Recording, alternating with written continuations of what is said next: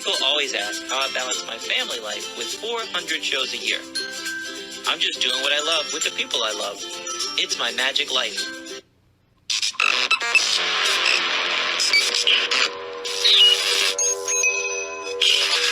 I like Wes Iseli. I like everything about him. All right. So we have someone in magic that is pretty well known. This guy has tons of books he's written on magic. He is the dean of the Mystery School of Magic with Jeff McBride. I just got recently, he came to my local magic club and lectured. I got to hang out with him. What a cool guy, super cool guy. I love this guy. Everybody, it's Larry Haas. What's up, buddy? How are you? Hi, Natalie and Wes. Thank you both for having me on today. I'm delighted to be here with you. Dude, this is going to be fun. So I've only met you personally a couple times. I have your books here. I have to pull them because I'm going to blank on the names of them right now. But I can run. Okay. But I've only met you twice. What do I have everyone call you? What do I title this podcast? Do I call it Lawrence Haas or Larry Haas? Larry Haas, please. Everyone can call me Larry. Kind of my author name is Lawrence long ago, before I was a magician, and so I kept it, but everyone calls me Larry. So, but everybody can go to lawrencehaas.com to get all your stuff. Absolutely, yeah. That's my personal website. A lot of photos and videos of the various things that I do. And yeah, but everyone calls me Larry. So let's get started. Where I usually like to go with this is tell me about you starting in magic. How did you get the magic bug? Well, my story is actually pretty unusual because I didn't really do magic as a boy. I think there was a short while when I played around with a couple of magic tricks, but I was much more interested in music as a kid. I came to magic as an adult, actually, after I had started in my first philosophy professor position back in the mid 1990s. I was a young assistant professor of philosophy, and that was when I got deeply interested in magic and immediately started pursuing it. And eventually I became a full-time pro. Nice. So you just saw somebody doing magic and just Natalie, I can tell you the story. It's pretty interesting. Okay. So I saw that David Copperfield was going to be on television. So I collected my little boy, Cameron, who was just 5 at the time. I thought he would love the magic show. And after about 15 minutes, he fell asleep, but I woke up. And I will say David Copperfield is the first magician I really saw and just flipped out. And in that special, he did, of course, his magnificent flying illusion. And I just thought it was a remarkable piece of performing art. And I wanted to learn more, and I wanted to learn to do it. And that's how it all started. It's funny. I teach magic lessons at homeschool groups, a couple different homeschool groups, and I showed them a David Copperfield, and I can see how they fall asleep. I love David Copperfield, and I would tell this to his face. I love the man. But anytime I put one of his sawing in half or something, the laser where he gets sawed in half, the girl has to dance around him and love on him for, I don't know, 2.5 minutes. And it's a 3-minute trick. He's trying to make it worth all the money he spent on the trip. Definitely expensive. But the kids could care less about the dancing. They're like, get on with it. Get on. Where's the magic trick? Come on, get on with it. And I almost feel bad that I'm wasting their time because they have to watch this guy dancing. They just want to get to the magic trick. But I want them to see it in that context because he's trying to create that vignette. So I want them to see the whole thing. But boy, they really zone out at the dancing part. I think that's a great note. I mean, yes, I understand people who are wanting to get to the trick want to get there, but David has created these theatrical, as you say, theatrical vignettes, and part of the power of them is the use of music and the use of movement and the dancing, and the way it all builds. And flying is a perfect example. With the flying illusion, just as you think you know what he's doing, he's got disproofs in the presentation. And at some point, you no longer care, you no longer know, and you just go along with the ride. And I could see, back 31 years ago, I could see how sophisticated the structuring of flying was, and I just wanted to learn more because he had created something that was really wonderful. Yeah, it was amazing. We got to see him when we went to Vegas just recently, and I never wanted to put real music in my show. I always wanted to use royalty free because I asked my magician friends and I never got a concise answer. Oh, you pay the union, you do that. How do I do that? What do I do? Yeah, but we say that. We don't really do it. And I hear stuff like that. I'm like, I don't want to get in trouble. And now with YouTube and Facebook, if it's got music in it, you can't play it. They'll take it down or it might come down. So I never, but boy, hearing those songs on the radio and connecting it to him gives me goosebumps. It's like it takes music has an amazing way of taking you right back to where you were when it last hit you or last inspired you. We saw him do the motorcycle and the music he had for motorcycle. I don't even know what it is, but when it came on, I was just jazzed in my seat because I knew something spectacular was going to happen. That's really interesting. I was a kind of a slow adopter on music myself, but I really learned this from Jeff McBride, who both know, uses music so effectively in his show. And it was really Jeff's example that showed me the not only the kind of memory, the power of the memory of the music, but also when you're storytelling, that bed of music helps create the emotional feeling you're going after. And so I've been on this path. I've been adding music to just about everything I perform. But when I'm doing a heavy audience interaction piece, then I don't use it because I don't want people to misunderstand what I'm instructing them to do. So do you use royalty-free music or do you use... I use royalty-free. Yes. Like everyone, I started out using music and then I learned and oh, what a drag, right? Because I had created certain pieces to certain commercial pieces of music and that's just not going to work anymore. The more shows I've done in theatrical contexts, that's just not really acceptable. And so I use royalty-free music on everything and it just avoids most of the problems. And it's pretty easy and it's not that expensive anymore. When I first started this, it was quite a bit more expensive to get royalty-free music. But now for like $30, I can get a bed that will run behind one of my pieces, and that's worth it. That's absolutely worth the investment.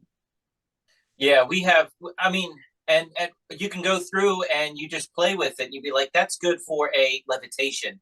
Remember that, but it's got to fit you. It wouldn't fit anybody else's levitation. It's everybody's different. That's a whole nother, we could talk an hour about music. So when you got into music though, were you playing instruments or you were just into music? I was singing and playing instruments, piano and then later guitar. And so when I was I was a teenager in the 1970s, and that was an awesome period for music. So when I was, 13 and 14, I was rocking out. I was in a band when I was 15, and I had a great time with it. But it turns out that magic is more my calling. Have you ever incorporated music into magic with you playing a guitar or doing something? I've thought about it so many times. And we know, someone like Darren Romeo has accomplished it, but it's a very difficult thing to put together, in my experience, because music just kind of carries people away in their ears. But magic, as we know, is such a visual art. And so in a way, my experiments have found those two things in competition with one another, but I'm not done yet. I promise one of these days I'll have one. So I see you doing something like Penn and Teller's where he's doing the cigarette bit. I can't think of the name of it. The seven principles of magic or something, right? Yeah. So he's doing the cigarette in the ear and doing that. And he's just playing the bass thing behind him. You said you had a card trick that could be over the radio. So what if you're just sitting there telling them what to do and playing a little jazz number to a card trick? That could be awesome. That could be awesome if I play. Yes. People, we're always trying to like I juggle this much, but I can juggle. So that puts me on a different level than other people that can't juggle at all. Yes. She played violin in college and she was first chair and she was awesome. And we incorporated that. We did like an I Love Lucy thing. She did magic and music behind my back. Put on a song, and then she'd bring her stuff out and she'd start playing the classical violin as being a clumsy character. She played it beautifully, but we do 400 shows a year. We got worried about taking that instrument on the road, leaving it in the car, hot and cold temperatures. We couldn't make that work. And we already lug it into animals and kids. But I love the image of you both performing together, right? I mean, the music in the background and you doing a silent piece in front of it. I don't know. Don't pack it away yet. It sounds promising. Well, I told her, I said, put on something good. And then she did that, but she's being silly behind me. This was our I Love Lucy show that we had. I was the magician. She's the assistant. I married her. She wants to be part of the show. And I would do something and she would, hey, everybody, behind my back, and make flowers appear and run off stage. And I would say a joke and it would get way more laughter than it should. So my subcontext is like, wow, I'm doing good tonight. But it was all her. That's funny. And, I would break props backstage. You'd hear me drop something and then she would have a table and she would pull out all these cleaning supplies out of a shoebox that wouldn't fit, and then a broom, and then she'd clean up the mess. She was always doing magic when I wasn't on stage. So it was awesome. Yeah. But just incorporate stuff like that. So we got music, we got I don't know. Well, so I can add another layer to the story. So and I think you'll both find it really interesting. So David Copperfield was, the place where the hook kind of got in there. But then within just a couple of months, my family, my kids and my wife and I, we were in Chicago. And someone said, you're interested in magic. You've got to buy this book. And it was one of Eugene Burger's little booklets. And Eugene was performing in town that summer. He was performing at Big's restaurant.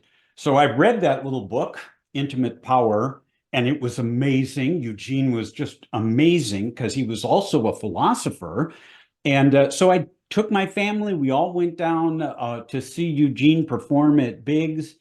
And after that, Eugene and I became really close friends because we had a lot of common interests and common ground. We had both been at the same schools together. And so, I went from David Copperfield to Eugene Burger. And then very quickly after that, I was exposed to the writings of Tom Rees and Di Vernon. And so I encountered some really significant figures right there at the start. Wow, you didn't have the Svengali deck in that routine. You didn't have the plastic cups and balls. Yeah, you didn't do that at all. No, I didn't. I've never had a plastic cups and balls, and I've never had a Svengali deck, though. I know now that can be used as a secret principle in many really effective ways. No, I just started kind of with books and tricks. I got Max Maven's Bewave that first summer, and that's an amazing piece of magic, which gets into psychological principles and so on. And so I got interested in the psychology of magic, which was natural for me as a philosophy professor. But then I discovered I had real skill with my hands. And in the early days, I thought I was going to be a close-up card magician. I love playing cards. I love them. But in a few years, once I'll tell you what I did to kind of get my chops. But after a few years of getting my chops, it turned out that people were booking me to perform stand-up magic. I had this beautiful close-up tabletop set, but what people wanted me to do was come and perform for their group, or as I'm sure you can understand, there aren't many people hiring us to come perform at a dining room table. So I kind of moved from being a tabletop close-up magician to being a stand-up magician, and now in the last 10 years, a stage magician. And I have a full evening show for the theatrical stage. So there's a lot for us to discuss on that. So you're in Northern Virginia now? You're in the DC area now? That's correct. My wife and we live in Washington, DC. So somebody at the club said you have a show in Chicago, though? I do. I ran 2 months, a full evening show with an intermission in Chicago last summer at the Rhapsody Theater, and I'm sure I'll go back there again. The owner and I have been in a conversation about that. He's a good friend, and it's just a matter of having my stars align with his. This year, I've got a few book projects that I've promised to get out, and so even though I've got lots of shows, smaller shows, and trips to Las Vegas for the Magic and Mystery School, I'm not taking an extended run till next year. So that's the plan. Wow. Sweet. Wow. So you just went head first into magic. It's I've never heard another story like this where you get just in the pocket of masters right away, it sounds like, you know? I was so lucky. I was just so lucky, and I was in deep very early. I think back on those times, and some of it is that I was an academic scholar at the time. I'm not anymore, but I was at the time, and so I also had this tenacity, like I wanted to learn how to perform magic, and so that's what I did. I was a quick study, and I worked really hard at it. I mean, I'd never done sleight of hand before, so I had a lot of learning to do. But what I did, and I think you'll both appreciate this, I knew I needed to get repetitions. I knew I needed to perform in those early years to get some skills. So what I did is I volunteered at the hospital there in Allentown, Pennsylvania. And I went in for 3 hours every Thursday afternoon for 3 years. Wow. And I'm teaching, I've got my classes and everything else, but there were 3 sacred hours every Thursday afternoon. And I just went in, I worked through the volunteer office there at the hospital, but I just made a ton of shows. I just made show after show after show in hospital rooms for children and adults, for families. And as you would imagine, I learned a lot about performing magic in the real world. You weren't in the emergency room, though. No, not in the emergency room. I was on the various floors. Okay. And I was really fortunate because the hospital understood what I could offer. And so on every floor, there was usually one nurse available who could kind of scout out the rooms in advance and tell me, you should go to 21B and you should go to 31C. And they could tell me, like they kind of pre-qualified the rooms, which rooms my magic would be helpful or welcome, and which ones, there was a crisis going on. So that was very helpful to navigating around the hospital. But I worked all over, and I loved it. I really loved it because people need magic in moments like those. We do for Christmas time, we go to the Children's Hospital in Carillion. Her dad is a cancer doctor for kids, so he gets us in. He fills out the paperwork.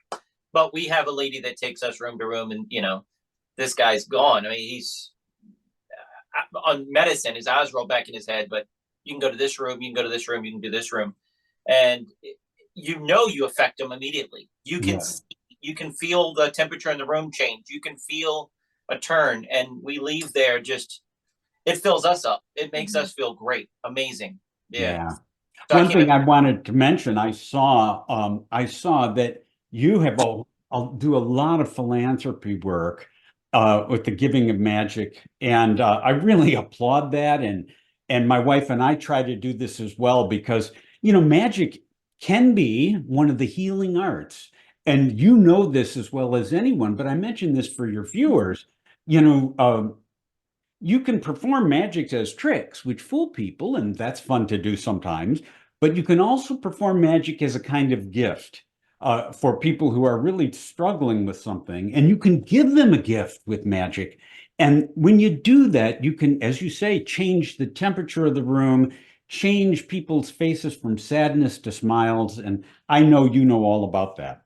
It's amazing. It's amazing. We just had Kevin Spencer on the podcast. a few weeks ago, and it was just what he's doing, and Mhm. it's amazing. It's amazing. It But back is. to you. It's one of the great things about magic. It gives people energy, delight, and wonder. And it does, language barrier. I mean, they don't even have to speak English. They could be laying in the bed, and you don't. It's yeah. You can perform at them. I've had them with. They had the room is quarantined, and I had to be in the hallway performing at them, but they still were loving it. You know, I would rather be right there having them hold props and participating, but Right. it's awesome. Magic. But I love sometimes it. you can't, right? Sometimes you can't. You just do what you can do, and actually, I've found that what we can do makes a real difference for people who need a lift. Yeah, amazing. So you go from meeting Eugene, doing all this stuff. When did you start writing books on magic? Because you're so, I'm still considering you new in magic, but how long have you been doing magic now? Well, if you can believe it or not, this is my 31st year, which tells you that I'm older. I just turned 64. So I fell in love with magic in 1994, and but I became a full-time magician in 2010. So I've been doing that for 15 years, and it was back in the 2000s. I'm talking to Eugene about how to take the next steps. And I'm still a college professor at this point. And he said, Larry, you need to have a book. That's how you will break through. And he was right. So I sat down in the early 2000s and I wrote my first book, which was called Transformations, Creating Magic Out of Tricks. And this was published in 2007. Now, a funny story about that is that, I shopped the book around to the publishers at the time, and it was very well received. Stephen Minch thought the book was great, but as we know, Stephen had a very long pipeline of books to publish before mine, and he said it would be years, and that wasn't so happy. So I decided to publish it myself. I'd never published my own book before, but I figured out how to do it, published my own book. It was released in 2007.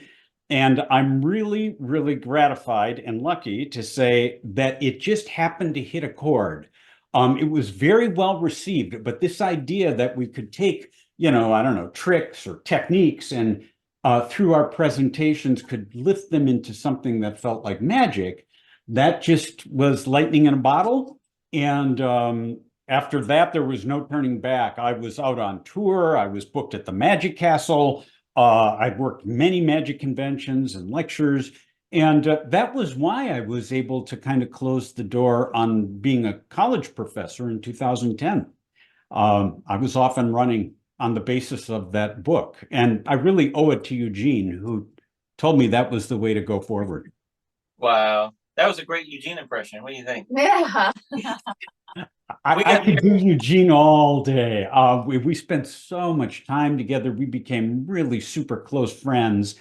And one thing that you may know is in 2010, Eugene asked me if I would be willing to write and publish books with all of his unpublished material after he'd passed away. And that was a huge, kind of shocking request from him. Like, Eugene, you're not going anywhere. But he didn't want to release these materials while he was alive because I'll channel Eugene again, because people are still paying me to perform this work, Larry. So he didn't want to publish it while he was alive, but he definitely wanted it all released after he was gone. And so I did that. And in 2019, the first of the two books were published. And then in 2021, the second of them were published. So that's why Eugene inhabits a permanent part of my brain. Wow. That's so magic thinking. That is like true magic thinking. Don't release it till after I'm gone. But it's also counterculture to everything that's in the magic community. Everybody just wants to. The trick isn't even ready yet. Yeah, but I want money. A lot. I mean, so many people do that. Yeah. He did the right thing. Yeah. We got married. It was so interesting. He wanted, unlike many famous magicians, he wanted everything he had created and performed. He wanted it all available to magicians. And this was not really, I don't know, a kind of ego thing. It was a teacher thing. Eugene was a great teacher of magic, and he wanted magicians to have all this material to work with. So he was an amazing, remarkable person, as you both might know. Well, we got married in 2008. We went to the Magic Castle as part of our honeymoon. And it was McBride week. And everybody's like, oh, you came out here because it was McBride week? No, it's our honeymoon. It just happened to be. And we went downstairs to go see Eugene. And it was like, all right, sorry, too many people are in the room. You have to wait. Oh, wait, there's 2 seats available.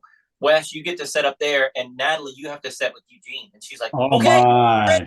Yeah. So she was glowing ear from the ear. whole time. It was awesome. That was really fun. So He's such a special performer, wasn't he? And he made you Yeah. feel so, I don't know, taken care of, right? Yeah, yeah. Yeah, amazing, amazing. So how did you end up with McBride School? So you did Yes, and then that's a good question too. I at the time we were living in Allentown, Pennsylvania, and so I fell in love with magic in 1994, and then Jeff McBride was all over the magazines in that decade, and still is. But he was performing at the Showboat Casino in Atlantic City in early 1995. So by that point, I knew Jeff was really special. So my wife and I went down to see him perform his full show at the Showboat. That was amazing. We didn't really meet then, but Eugene was really super close friends with Jeff at this point. And so the next year, Eugene made sure we met. And then we just kept coming together. Maybe it was because we would be with Eugene many places, and then Jeff would be there too. Now, in 2002, I produced a magic program at my college where Jeff and Abigail and Eugene did their full casino show at the college. And that was really where Jeff and I got close. And so he invited me as a guest of honor to the mystery school in 2003, and then asked me to join the faculty in 2008. So it's been a long time with Jeff. Our friendship goes back 20 years, and I've been really deeply enmeshed with the mystery school since 2008. Wow. So when did the mystery school, I'm trying to say McBride School, when did the mystery school get established? When did he do that? Yeah, good question. It first started actually in 1992 with these kind of retreat experiences at ashrams up and down the East Coast. And so they were outdoor events, and people stayed in temples and ashrams, and they would have this very rich programming. But in 1999, they discontinued that, and Eugene and Jeff started teaching master classes, which is really the heart of the school today. And that is, all that means is that magicians come to these classes and they perform for us, and we give them direction and ideas about what they might try to improve their act. And so Jeff and Eugene started doing that in 1999, and I came on board with that in 2008. And actually, I'm back with you here now, having just finished a master class in Las Vegas. So I've done a lot of them over the years. It's great. So how many do they have a year? So we have one 7-day class a year. We sometimes will add in a 3-day master class, so people could come in for a Friday, Saturday, and Sunday. And sometimes we take it on the road where we are hired to go, like to the UK or someplace, and we will set up a masterclass experience there. So I would say there's probably 2 weeks of master classes in any given year. And then we have many other classes we teach on topic areas like the master class for mentalism. We do 2 of those every year in the fall. So I'm out in Las Vegas a lot, probably 6 weeks, 6 or 7 weeks this year. Wow, that's awesome. Yeah, I'm really lucky. I don't get to play when I'm in Las Vegas. Well, I get to play Magic. Yeah, that's all we did in Vegas. Yeah. That's all we did. So when you taught magic at school, at college, it wasn't that you were just teaching and that was it. You brought in big name people to perform, to show them. Like I'm showing Copperfield on television. I can't bring him to a homeschool group, but you brought in big names to the college. I did. I would right. Once the hook was in the mid 90s, I'm sitting there going, okay, I've got to have more magic in my life, but I've got to teach these philosophy classes, which I like, but I want to get more magic. And so I went to the college with a proposal in 1997, and I asked the college to invest $30,000 so I could create something called the Theory and Art of Magic. And this was a campus-wide program. And part of the program would bring in master magicians from all over the world, actually, to come to campus and on one night perform a magic show, and on the next night to give a kind of public talk about magic as a performing art. And then in conjunction with that, I started teaching magic performance classes at the college. And I ran this program for 11 years. So over that time, I was just like amazed to be able to bring onto our campus Teller, for example. He came in 2006, I believe. It was an amazing week with him. I'll tell you a great story about that soon. And Max Maven and Juan Tamariz and Rene Lavande came in my second year. It was amazing. He was kind of like a reach goal. Like I love Rene Lavande, and would he come to my college and do this? Yes, he was so excited to come. And Eugene was there every year. He thought of himself as the mascot to the Theory and Art of Magic program. But he was always wonderful. And Jeff McBride and Mark D'Souza, the list really, Jim Steinmeier, the list goes on and on. But the story you might enjoy about Teller is that our special guest stars, they would come to campus, they would make a public presentation and a show, but they would also come to my magic class. And when Teller was in my magic class required the students to develop a performing piece that would be part of their final grade for the semester. And one of my students was working on a sub trunk, a one-person sub trunk act.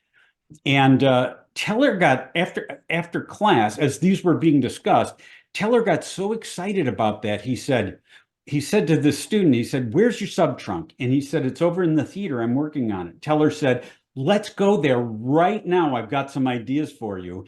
And Teller gave 2 hours to this one student to help build a better sub trunk and to help him rethink the presentation he'd been working on.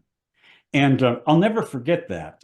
Not only was it brilliant, Teller's suggestions were brilliant, but it was so generous because he just gave to this college student he'd never met before and would never see again.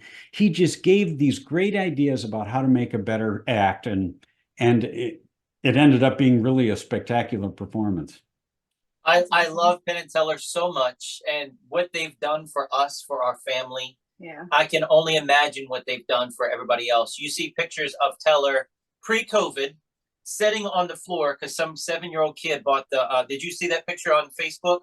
Sitting on the floor teaching the kid all the magic tricks. He put a recent photo of him flying from Vegas to Seattle and him pulling the seat thing down at the tray in the airplane, and he's working on a new card trick, and he's flying, and he's got his show set, but he's always working, always creating, so generous, so awesome. I love him so much. I totally believe that he got excited about it too. The excitement. Yeah, he was. I mean, it was really, yeah, I mean, they're both very, very generous. one more quick teller story. So the day of this big public presentation, he said, "Great, let's go to lunch." And I'm like, "Sure, let's go to lunch." And we get out of the car, and he's carrying a binder that's about this thick. And I'm like, "What the heck? What is this?" And we sat down at the table, and we had a 2.5 hour lunch. And this binder was like all of his top secret ideas and notes from over all the years. And he took them out and he went through the pages. And in the course of that 2.5 hours, we built the event for that night. It was amazing to see his excitement with his notebook. I mean, So he put his set list together at dinner? it was at lunch, actually. It was at lunch. But yeah, by the end of that time, we knew exactly what was going to happen that night. And also very generous. He said, "Okay, here's what we want. We want 2 chairs on stage. We want a carpet or a rug put on stage. We want a lamp put on stage. We want the screen to come down so I can screen some clips," which he did, and they were wonderful. "And I want you on stage to interview me." Whoa, great. And it was an amazing night, standing room only. The place was packed, 500 people. And it's a really powerful memory of the whole program.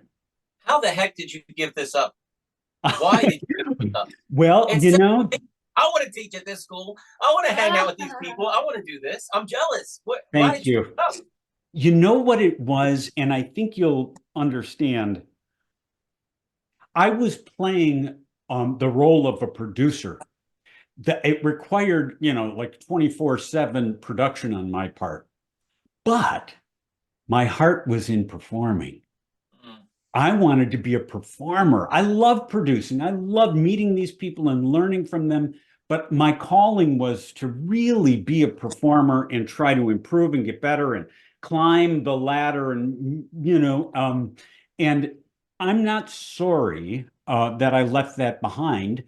I just have time with all of these magicians now, like you do, from the perspective of a professional performer, and it's good. I'm working hard all the time, like you are, right? But that does fulfill my calling to be on stage and performing. Did anybody take over the program when you left? That's a really interesting question, Natalie. Yes, I had one of the students from my first year. He this magic class was like a boom light bulb for him, and he seriously and deeply pursued magic. And then when I left the college, Muhlenberg College, he took on the program. He took on the magic classes. He was teaching magic classes through the theater department as I had been. And I believe 1 year early on, he brought some people on campus for shows. That became harder to do because, it was being able to arrange for the funds to support such an expensive endeavor was part of the art. But he did manage it, and I think he's still teaching magic classes now. So I'm very, very proud of him.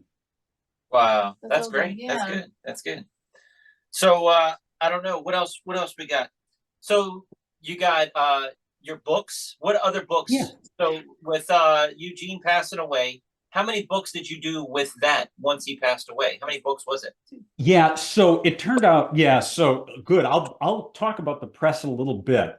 So it started in 2007 with Transformations. And then I was very careful not to get swamped with book projects because I knew what was happening with Stephen Minch, and I knew what was happening with Richard Kaufman at the time, and also my friends at H&R Magic Books. They had so many books. They were so far behind. I didn't want that to happen to me. So I was very judicious about the book projects I took on, but I took on some books with Bob Neal, who was a good friend through the magic program. And then in 2012, Jeff McBride and I worked together so I could publish the Show Doctor book.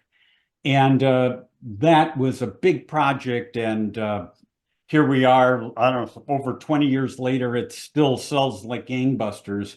It's a really wonderful book. And then some other books along the way. My second big book is called Inspirations, and I published that in 2015.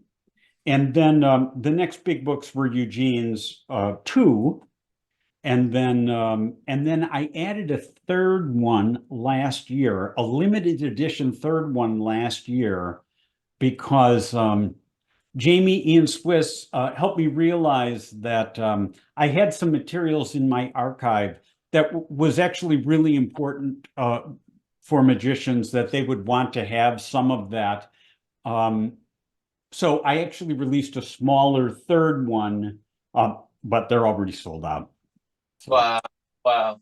So talking about Teller, talking about books, they're doing a decade of book for Penn and Teller. Do you know about that? I only know a little. Tell me about it. Well, I was interviewed for the 5th decade. I mean, because they bought the rights to my book. So that my trick. Yeah. So my trick will be in their 5th book. But I don't know. John Lovick is writing it.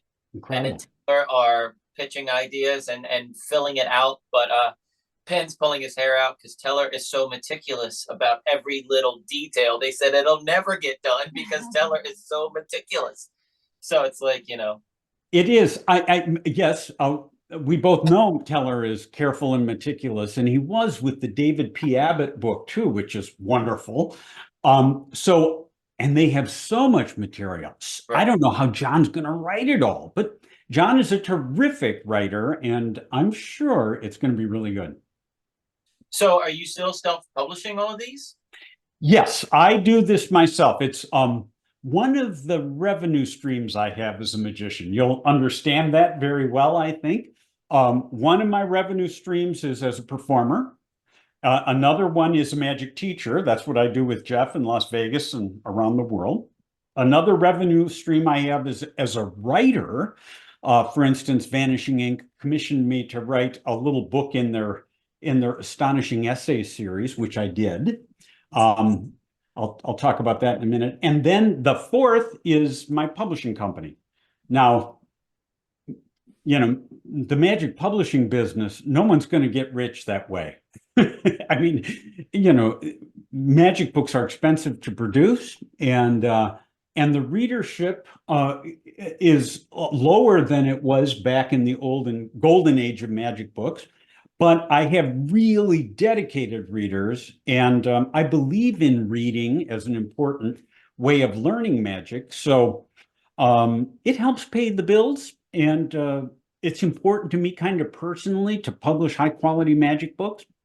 But you know, it's teaching and performing that is really how the boat floats.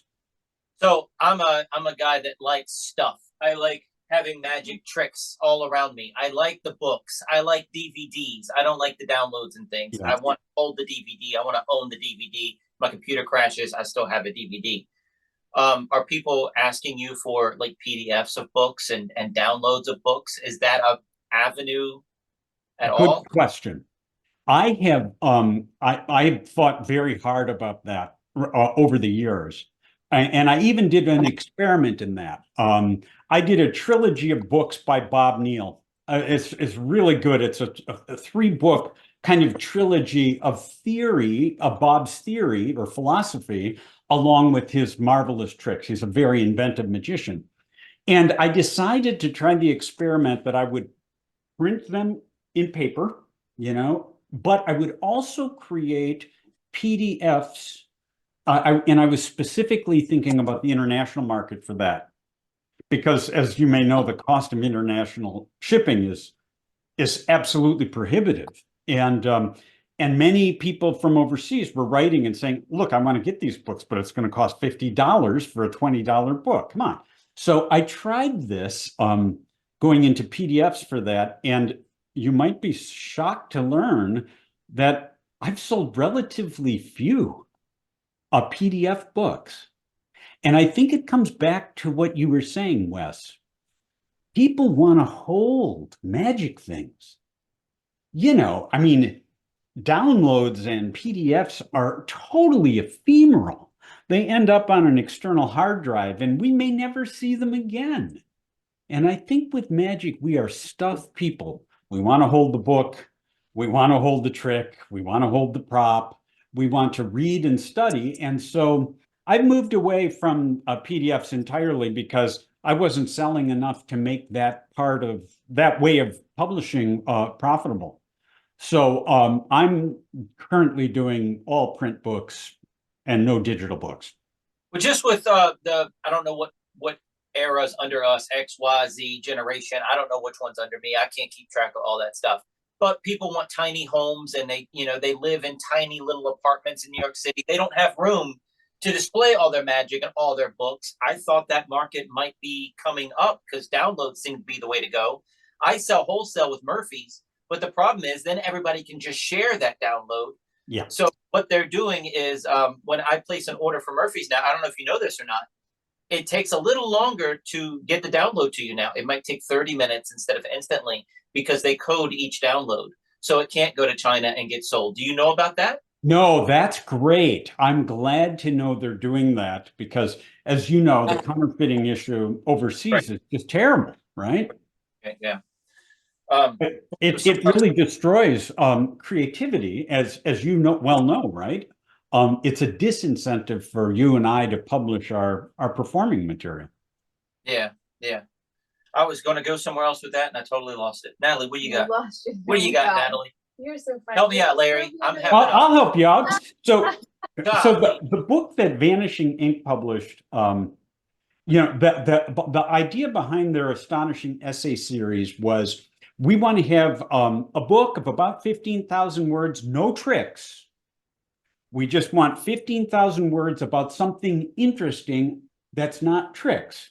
Okay, well, that was cool. So I asked Josh and Andy, I said, would you be interested in kind of the story of how I made the transition from being a philosophy professor to becoming a full-time magician? And they were like, yes, double down, we want it. And so that was what my little book was. It's called Dying to Change, How I Used Magic to Kill My Professor.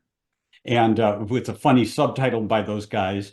And it really does. It tells the story how this, that's the best magic trick I've ever performed. Transforming myself from being a college professor to being a professional magician. I mean, that was not in the cards. But anyway, I talk about it and I share some of the lessons I've learned in the process. Dude, that's awesome. So many people, I mean, when I lecture, that's what they want to know. How do you become full-time? Now you have to pay your own insurance? How do you know when it's right? And so many people go through life. What is the thing? I tell people, because I love magic and I'm so blessed to be able to do this for a living. But 9 out of 10 people, if you ask them, do they love their job? They're like, no, yeah. They go to work. Life is so short. You're going to work and you're do something you love, but you got to take that gamble. You got to do that. You got to have that push. So I can see where that book is super important because that shows people that it can be done, and you laid it all out for them. That's awesome. Yeah, I'll be happy to send you both a copy. It's a short, quick read, and I think you might like it. So I'll be sure to get your address to do that. But what you say, Wes, I couldn't agree with more. I mean, I love being a college teacher and I love philosophy, but magic is incredible, right? I mean, we love this work of entertaining and delighting people with magic. And you put your finger right on the button. It's what it's all about. And, I think I might have learned this. My father, of blessed memory, he worked in a job. It was a different time, and we didn't have a lot of money in my family. And he worked really hard out of love for his family, but he did not love his job. And I saw that, and I didn't want that to happen. So, part of it is following what I'm most passionate about. The person who needs a special mention is my wife, Marjorie Haas, because when we met, I wasn't a magician at all. I was a college professor. And so she made the ride. She shifted right along with me, and she loves this. and loves that I do this. So I'm really blessed on many different levels. Is she the person you try out your first trick on right away? She is the one. Yeah. Not every family member is necessarily our best first audience. Right. Our children are adults now, but they always like to bust on me and confuse me rather than be a good audience. But my wife, she's the perfect person because she will watch with the spirit of enjoyment, and she will also have a good critical eye and give me great feedback on things that maybe need to be changed. So she's my go-to person. Oh, When I great. blow her away with something, I know I have something because she's seen it all. She knows all my moves. She knows everything that my thinking, and we work together 24 hours a day. So it's not like we're apart, you know? I'd like to talk about that. That's a blessing. You get to work, with your loved one. So, how do you do it? Dude, Yeah. that's why we started our television show, because that's what people ask. How do you do it? Do you homeschool? How does that work? I don't How do you understand. take your kids? Are your kids go with you? Well, yeah. Where else are they gonna go? So we're so intertwined in this, we don't understand how normal people do it. Yeah. Wait, you get up in the morning, you get the kids dressed, then you have to and you have to cook breakfast, then you get them to the bus stop, then you go to work. How do you make that time? Oh, you have to hire a babysitter between that little, okay, and then after school, you have to take him to soccer practice, pick him up, go get dinner, do this, make dinner, have dishes done, help him with the homework, and then go to bed. What time do you have for yourself? Yeah. I don't understand how normal people do it. Yeah. But yeah, I don't that's it. It's hard. And I know many families who have those challenges. Every family faces those challenges. It sounds like you have found a very creative way to manage all of this. We tried. Right there. That's my creative way. Natalie Isley. We tried. I know that when we were having our daughter, our oldest, we were both like, I don't know what we're gonna do. We had no clue, but we just kind of did it, Yeah. I mean, there's nobody really that we could have asked. Like, how many magicians out there bring their families on the road with them? How do you make this work? How do you do this? What do you do with the child when you're in an illusion? So we had to play it all by ear and figure it out bit by bit. So with our daughter, we hired a babysitter only for big shows, because only in 30 seconds of Metamorphosis do we not have our eyes on our kid. Right. And our daughter was well behaved, but in that 30 seconds, somebody could grab her, she could hurt herself. Sure, absolutely. We had one incident one night. We had friends in the audience. This was a theater show, and she wanted to set with friends in the audience. But she knew when to run up on stage to do her parts. She was great. She was probably four years old. And she tapped him on the leg and said, my part's coming up. And she went running behind the curtain, but there was an illusion on stage, and it busted her lip, and she was bleeding, and it messed up her gums. And there's no, you have to have a babysitter for that. You just never, because that took Natalie off the stage, and then it's back to just me in front of the curtain doing my thing again. We just had to. I love this conversation because really what you're pointing to is something that's been a truth of show business going all the way back to vaudeville and beyond, right? I mean, the family just went and you figured it out because you're all troopers.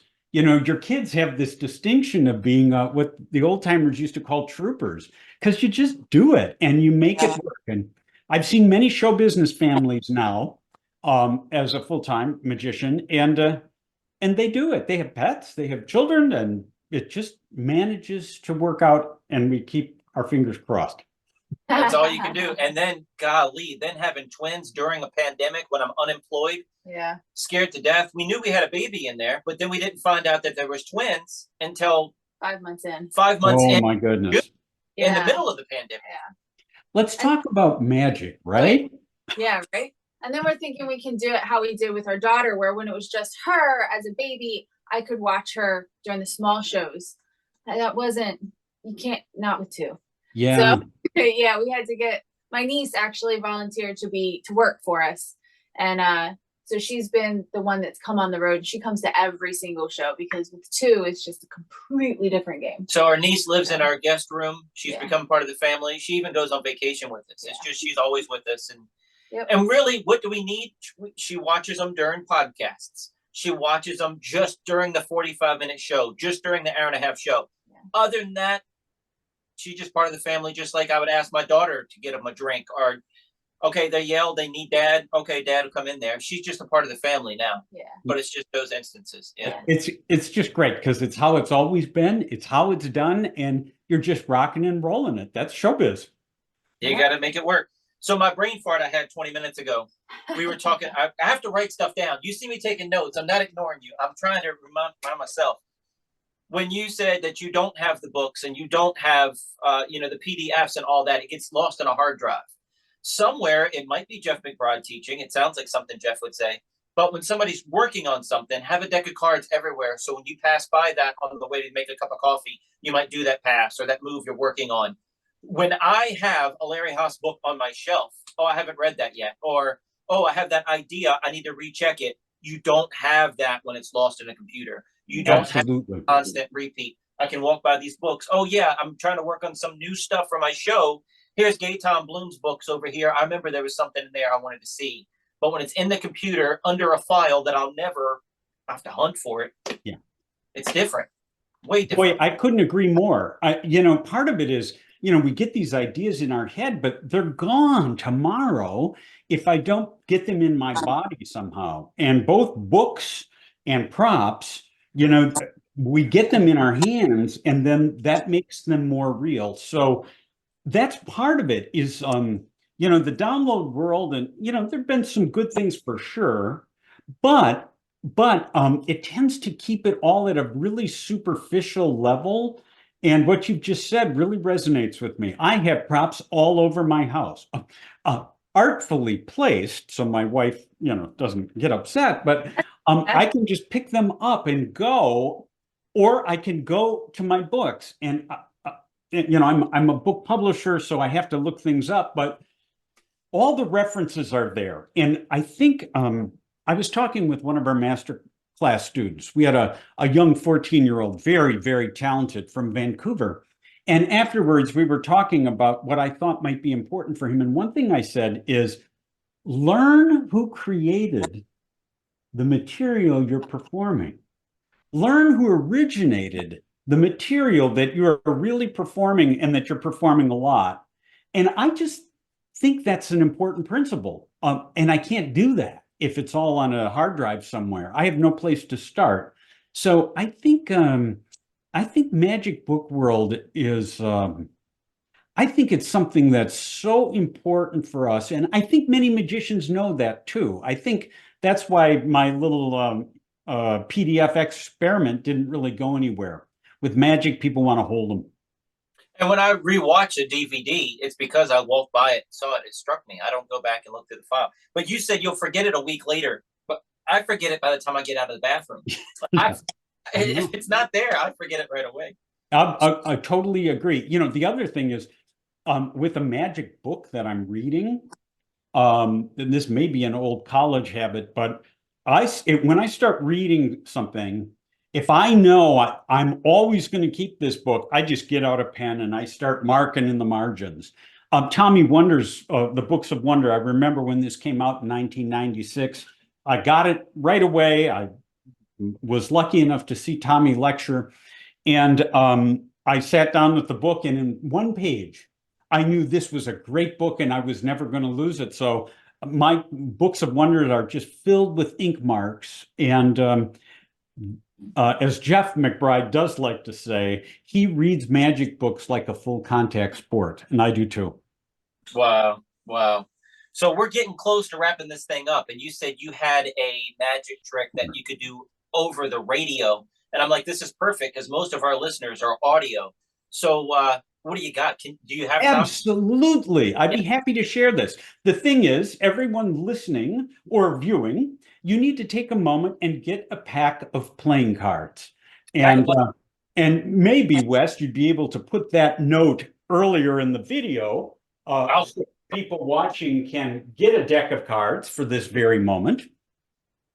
I'm looking for a non-gimmick one. Yeah, you don't even need a whole deck. Got it. And I say that to everybody who's listening at home. I do not have a deck of cards in my hand because I am going to speak this piece of magic, and you all will follow my instructions if you will. So I begin. My wife is Yeah. sitting beside me. We split the deck in half. That will That's work. fine. That'll be fine. Just making sure. Go Yep, for it. and for everyone at home, that's true too. You don't need more than half the deck. So I have a very good friend who is a doctor in an emergency room in a major city. And once she said to me, Larry, I love magic because it reminds me that even in the middle of chaos, sometimes order can happen. I thought that is such a beautiful thought that I have composed this piece of magic with my friend in mind, and I'll share it all with you. Everyone has a deck of cards. Right now, look at the face of those cards and put 4 face-up red cards in a pile to your left. 4 face-up red cards, put them in a pile on your left side. And then over on your right-hand side, put 4 face-up black cards. And when you're done with that, you can set the rest of the cards away because we're done with them. We won't need them anymore. So let's just review. Look over on your left side. You have 4 face-up red cards. And on your right side are 4 face-up black cards. What you have is perfect order. But like life itself, sometimes disorder sets in. Here's how it happens.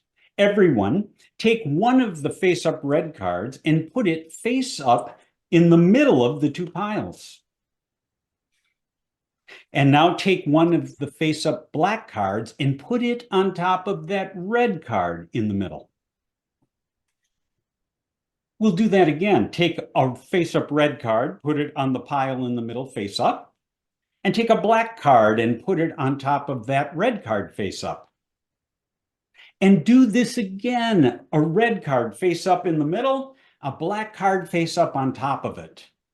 And do it one last time. The last red card on the left into the middle face up, and the last black card face up onto it. We have just passed from perfect order to a little bit of disorder. But now we're going to go even further. Everyone pick up that face-up pile on the table, pick it up and turn it face down in your hands. And cut the pile. What I mean by that is lift some cards straight up off the top and put them on the bottom of the pile. And notice you all will have cut your pile of cards in a different location. That's even more disorder. And now wait, the disorder will go further. Right now, Natalie, name any number between 1 and 8. Go ahead. 6. 6. Everyone, listen to me and I'll tell you when to go. You're going to deal 6 cards from the top into a face down pile on the table. Do it now. Deal down 1, and then 2, and then 3, and then 4, and then 5, and then 6. Wait right there. I'm going to give everyone another choice. There are 2 cards left in your hands. Right now, when I say go, either put the top one on the bottom of the card in your hand, or put the bottom one on top of the card in your hand. Go ahead and make your choice now. Top to bottom in your hand, or bottom to top in your hand. So everyone has 2 piles, 2 cards in their hand and a pile on the table. Here's the fun part. Put either pile on top of the other pile. It's entirely up to you which one. That's crazy.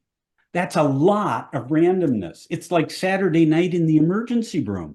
But wait, we're going to go farther. Everyone hold the pile of cards in your hands. And now follow along. Deal the top card to your left side. Now deal the new top card next to it. And deal the next top card next to that one. So you've dealt cards from left to middle to right. Do that again. Top card to the left, next top card to the middle, next top card to the right. And now deal the next top card to the left and the last card face down to the middle. Now, everyone, pick up the small right-hand pile and put it on the middle pile. So there are two piles on the table in front of you. Put either pile on top of the other. And notice you'll all be making different choices at this point. That's crazy, as Juan Tamariz would say. Now there's one last descent into chaos. Everybody pick up the pile of cards. Deal the top one to the table face down. And now deal the next top card, or take the next top card and put it under the pile in your hands. Take the new top card, deal it to the table. Take the next top card and put it under the pile in your hands. Take the new top card, put it on the table. The next top card, put it under the pile in your hands. And one last top card goes to the table. Now, you've got 4 cards in your hands. Give them a little mix. That's it. Just give them a little mix. We have just passed into perfect chaos. You have 2 piles, a pile in your hand, a pile on the table. Put either pile on top of the other. We have just passed from perfect order to total chaos. This happens in life. And when it happens to me, I try to remember to carry out the ritual of light. Here's how I do it. Take one of your hands and pass it over the pile of cards. Make a shadow, and then move your hand so the shadows come to light. I think you just did it. Everyone, turn over the pile that you're holding to see what you have achieved. Hey. Whoa! That Perfect order is restored. awesome, Larry. You are awesome. Thank you both. Artofmagic.com, theoryandartofmagic.com, lawrencehaas.com. You are awesome, buddy. Thank you so much for your time. Thanks for being on. Thank you, Wes. Thanks, Natalie. It's a pleasure to be with you. Only thing we have left to say is see you next week.